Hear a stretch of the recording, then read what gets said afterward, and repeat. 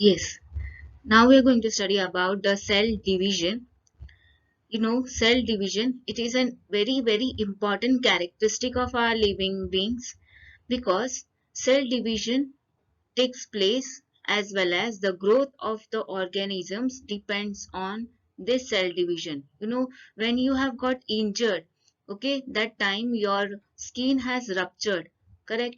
And after some days you will find that skin again has become normal. That means that part of the skin, the cells which were good and not died cells, those good cells again started regenerating. That means they started dividing themselves, multiplying themselves, or either we can call it as these cells started reproducing like their own, and then they covered your wound and healed you. Okay, so this cell division is very important. So due to this property, a new organism is formed. So we are formed because of the cell division, isn't it? An organism takes birth because of this cell division. So from the existing one, whatever the cells are there now and the cell which is going to come further after the reproduction, that is because of this cell division.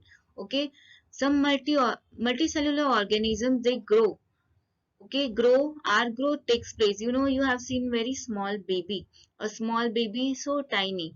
Okay, newborn baby, and afterwards the growth goes on, and now that means it keeps on growing till at a particular age, but inside the development keeps on.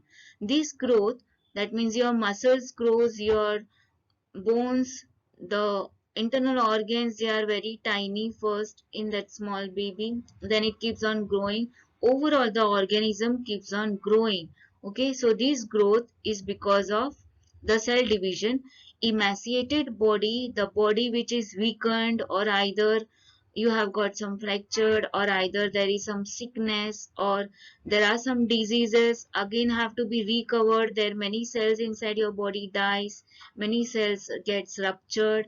So emaciated body can be restored. That means these cells can be restored again by the use of cell division. Here one picture is given here, a seed is sown and afterwards you could see germination has taken place and a seedling has grown.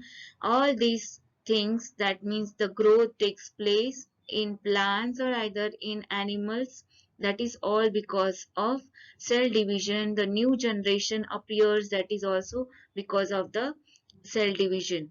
Okay, so cell division is not only in animals or are not only in the microorganisms, but it is there in plants also. Okay, here you could see when we were small baby and afterwards the growth has continuously taken place, then now the stage where you have completely matured, your growth is about to finish now, that is about to stop, and further internal organs will start developing. So all this growth takes place because of cell division. That means the cell division is very important characteristic, important life process of living organisms.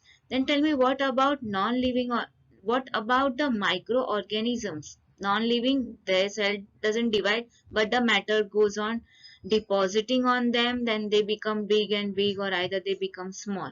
So that is non-living organism. Living organism, cell is the unit structure of our body, and this cell keeps on multiplying. Okay, so first as you were inside your mother's womb, you were a single cell organism, correct? And this cell keeps on multiplying, keeps on dividing, then multiplied, and then every cell got their faith, what they are supposed to do in the body, and formed a whole organism.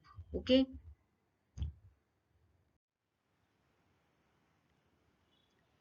now, there are two types of cell divisions. They are mitosis and meiosis. Mitosis cell division takes place in the somatic cells and the stem cells of the body. Now, somatic cells and the stem cells, somatic cells means those cells which are there in other organs, all the part of our body. which have different characteristic to perform. It can be your skin cells, it can be your internal organs, that means your heart cells, your intestine cells, your cells of your stomach, cells of your eyes, ears, nose. All these cells are called as somatic cells. That means they have already got their function, that what they are going to perform. And stem cells of the body, stem cells are those cells which have not got their fate, which have not got their function. So these stem cells can again reproduce, or reproduce mitosis, in the form of mitosis or in the way of mitosis, and can give out their function wherever the cells are required. They can go and join that cells or join that organ as a stem cells. You know, stem cells can make your own clone. Stem cells can be removed out from your body, and the whole organisms can be formed from the stem cells, because they haven't got their function, they haven't got their faith what has to be done. Again, there are few types of cells in your body. These are called as germ cells, and these germ cells are the cells in the reproductive systems, found in the reproductive systems.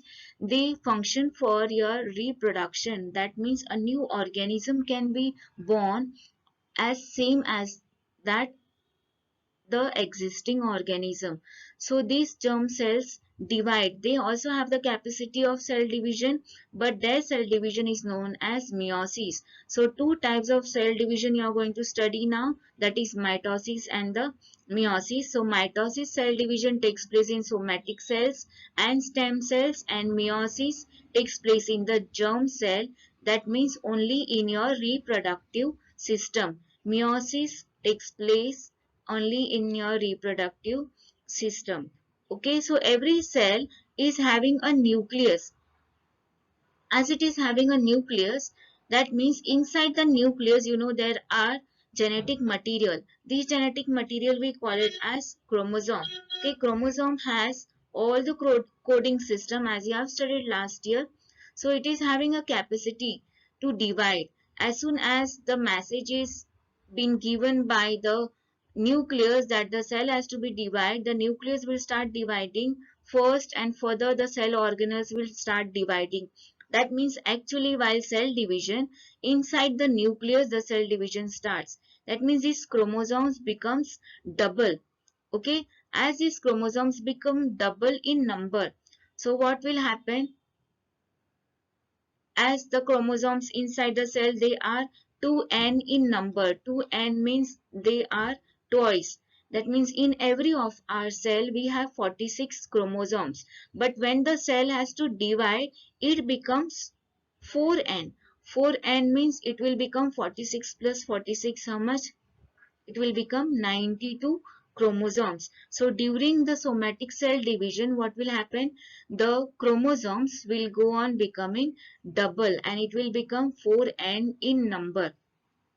So this 4n number, that means 92 chromosomes will get split up into each cell. Okay, so that we're going to learn, that is called as mitosis. First, let's study or recall our structure of chromosome here. Okay, structure of chromosome, it is, what chromosome is first, it is the DNA. Now DNA, have you seen a reel, thread, reel? No, reel of a thread. That reel of a thread, long thread is wounded on that reel. As you remove out the thread will go on becoming long and long and long. Okay, so this chromosome or the DNA is wounded on histone like structure. I'll show you afterwards. We call it as a histone. Now I'll call it as a reel. Okay, so long this thread like DNA is wounded on that reel like structure.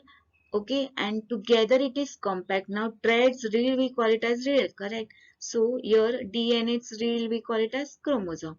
Got that? So here you could see one chromosome. Okay, this structure of a chromosome here, it is having a short arm and a long arm. See, short arm and a long arm. short arm is called as P arm and long arm is called as Q arm. They two are connected by a centromere. Okay, centromere is a connecting structure of these two arms. Got? Now, when these two chromosomes together they come, same type of chromosome. Together when they come, they are called as sister chromatids. You could see sister chromatids. Okay, they are same type of chromosomes. They are called as sister chromatids. Okay, so these types are there now of sister chromatid or of the chromosome according to the place of the centromere. According to the position of the centromere, you could see we could group the chromosome into metacentric, submetacentric, acrocentric, and telocentric. In metacentric, the centromere is in middle. Submetacentric centromere has just shifted from the center. Acrocentric, its one arm is very short and the other arm is very long. Telocentric, the centromere is at the tip. Okay. So from where this sister chromatid has come, these have come from one is like from your mother and the other from your father, that we will going to study in your meiosis. Okay.